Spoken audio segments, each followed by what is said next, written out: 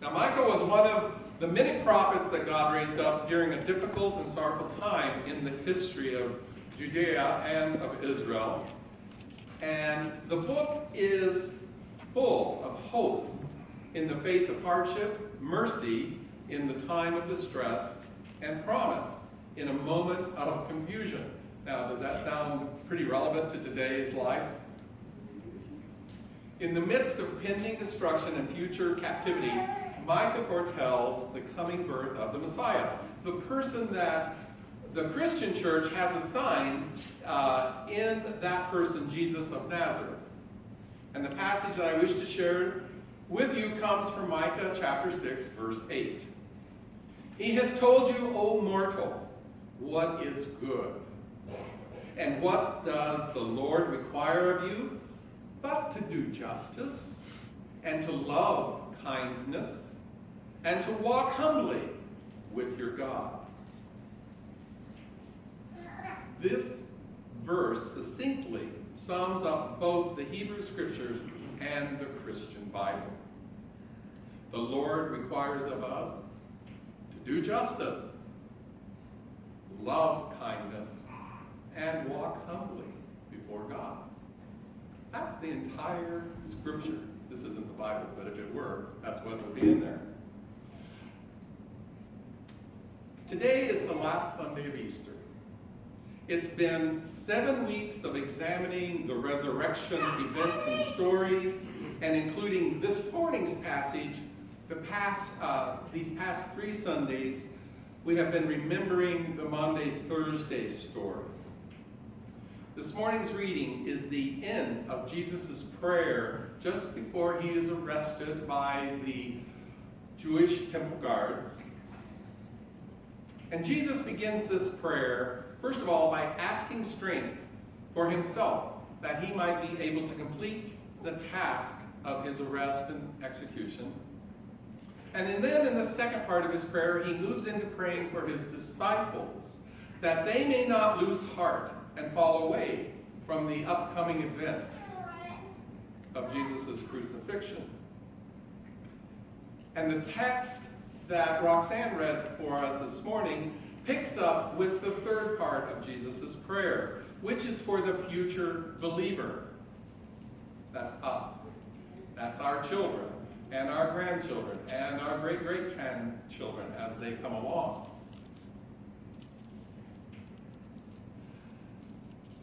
In this prayer, Jesus is praying for a unity of the future believer. The unity that is that same unity that Jesus has with God. So the idea of unity seems almost like a fairy tale wish these days. With yet another mass shooting this past Friday at Virginia Beach Municipal Center, which killed 12 people.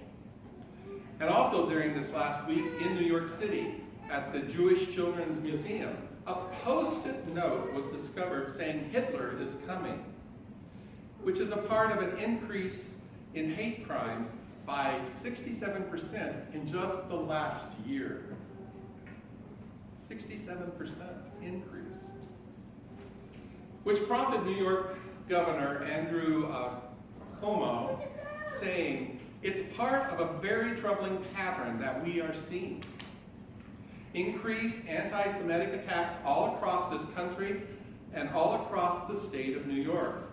It's a part of this cancer that has been injected into the nation's body that is about hate and about separation and about fearing differences.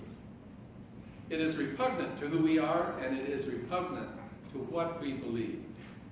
End of quote. As we enter into another year of national election, we're going to be able to expect more violence and more hate-filled rhetoric from many of our candidates. Even worldwide, heads of states seem to continue to add fuel to an ever-escalating movement that could very well end and lead to war, where not just people will be killed, but that our Mother Earth will be severely damaged, probably by nuclear pollution. Where are the prophets of God for our time? Who can speak and give us hope in that face of hardship, mercy in the time of distress, and promise in the moment of confusion? Where are the Micahs to help us find the way? Jesus' prayer is a prayer of unity. And yet if Jesus is praying for the future believer of God, why has there been so little progress made in this unity? One of the most revered spokespersons for the United Church of Christ is Ron Buford, who currently serves the Congregational Community Church of Sunnyvale, UCC in Sunnyvale, California. And Reverend Buford wrote this response regarding today's scripture, saying, "A rabbi told me that a town with 2 Jews need 3 synagogues. The one I go to, the one you go to, and the one neither one of us would be caught dead in." Christians are much the same, but Jesus' prophetic words assure us that someday God's people will all be one within and across faith groups. People in Jesus' day were just as divided as Jesus' prophecy, about Jesus' prophecy as we are today.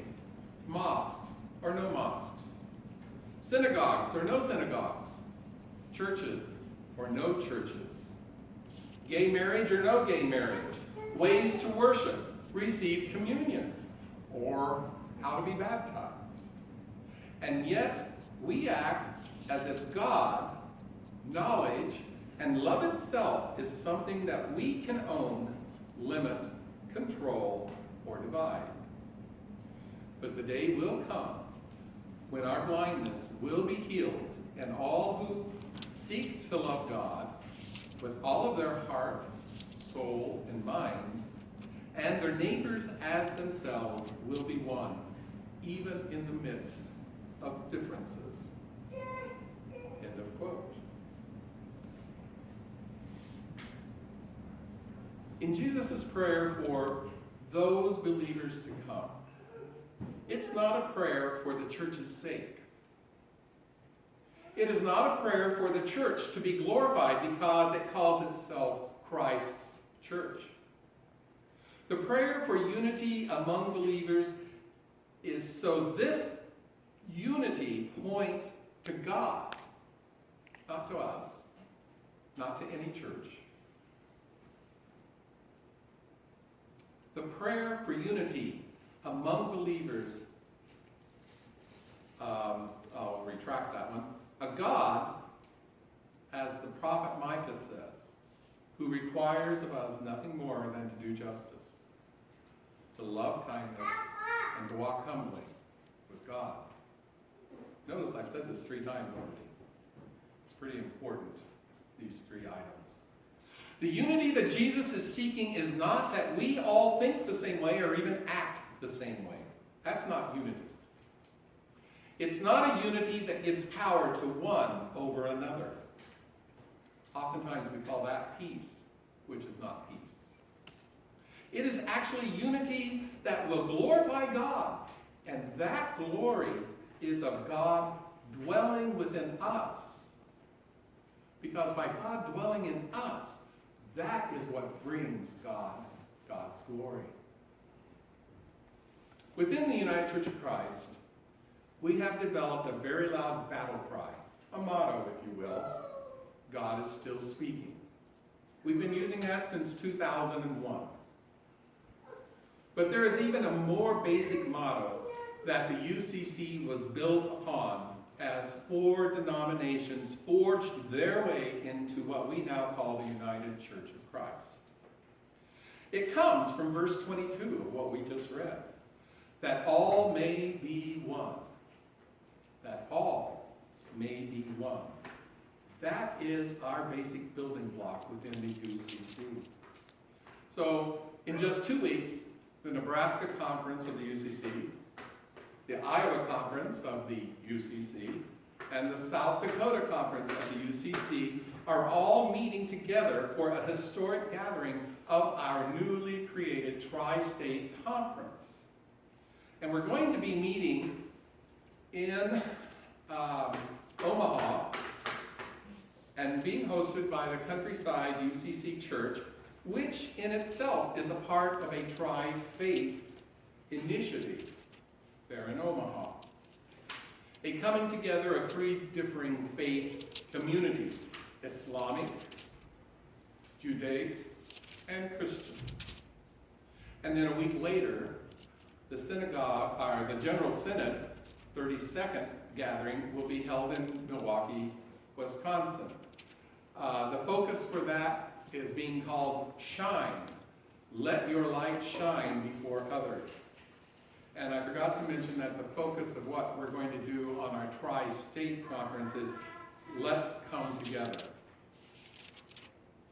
These focuses continue to uphold our belief in unity. One of the many reasons that I love being a part of the United Church of Christ family is our focus on unity through diversity. It means that we work hard at respecting individuals for who they are, not who we want them to become.